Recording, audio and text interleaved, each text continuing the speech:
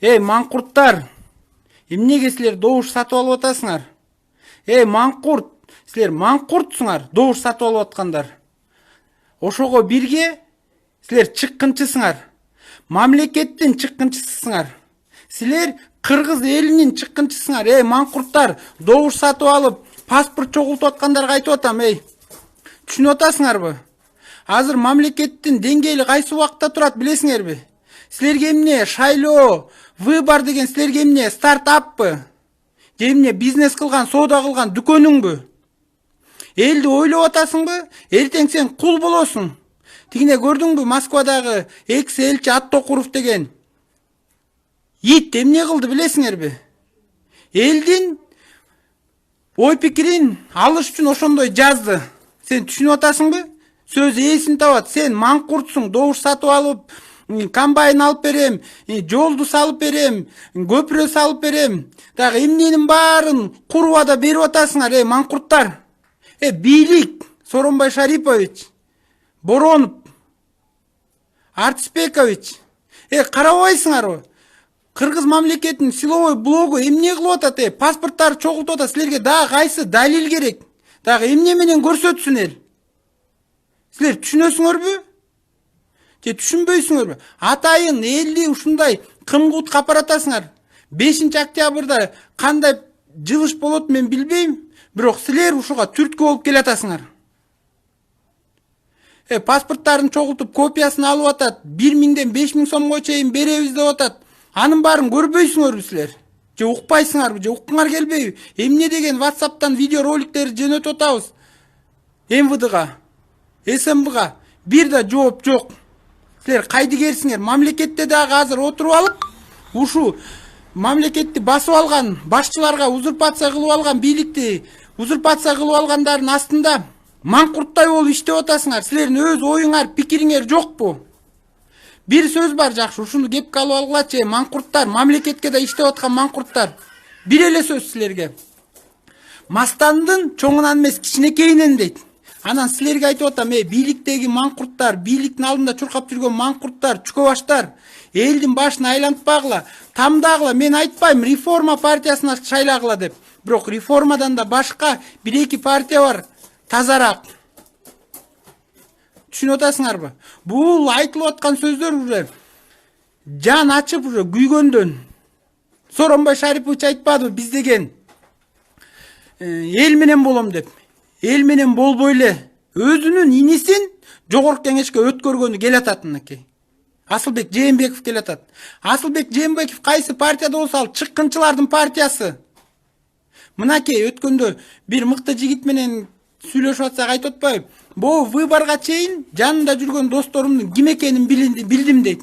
Эмне кантип сен определять эттиң десем, кайсы партияга кирген ал ошого чейин сүзөм деген белги дейт да. Мен ошолор менен биргемин дейт. Ошолор менен табакташмын дейт. Ага чейин бакырып атпады эле. Бул жерде канча деген активисттер бакырып атты эле. Бирок ошолорго кирип кетпедиби? Эртең аякта биздин башыбыз турат. Мынакей мен силерге айтайын. Тилекмат деген жигит президент тууралуу айтып атат.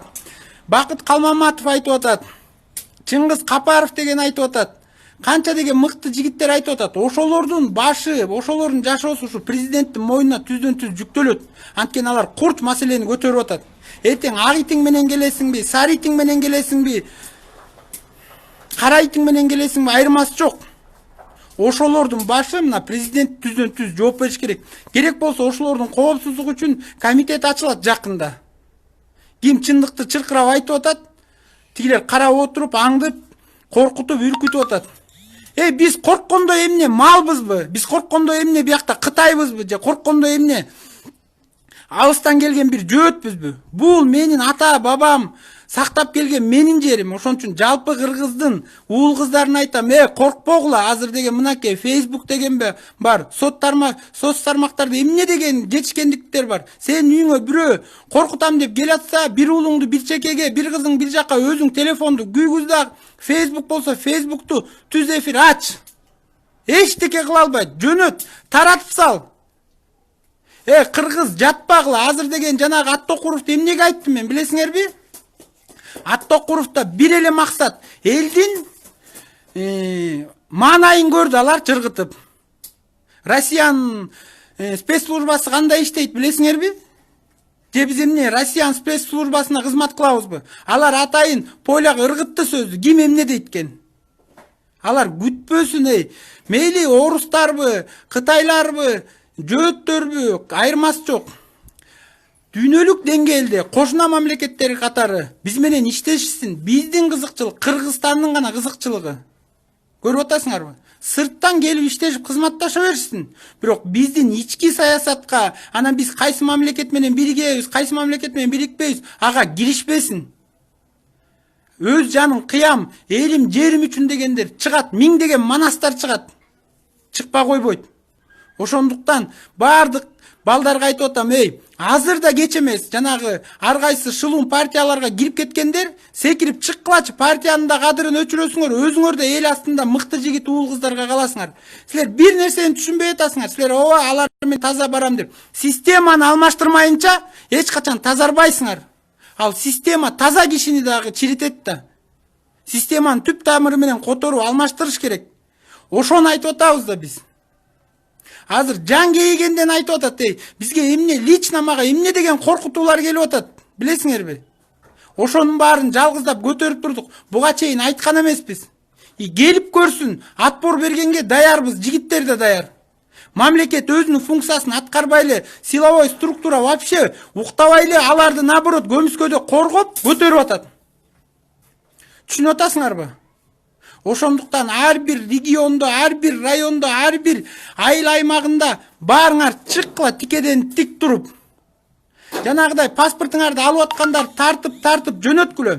Силовой блокко ишенбей эле койгула. Силовой блоктогу маңкурттар азыркы Сооронбай Шариповичтин системасына иштеп берип атат. Ар бир кыргыз өзүбүздүн колубузда гана болуп турат бул жашоочу. Мынакей азыркы тамдоо решающий вопрос. Мына өтүп кеткен Чубак ажыбыз рахматуллахи алейхи эмне деп айтты, мага ишенбесеңер. Элмирбек Иманалиев акын эмне деп айтып кетти, ыйлап, жалдырап.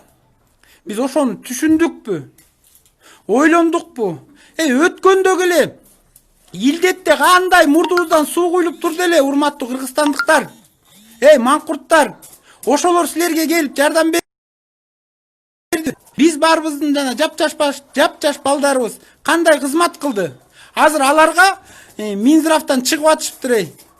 Экинчи толкуну болсо кандай жардам бергенге даярсыңар депчи.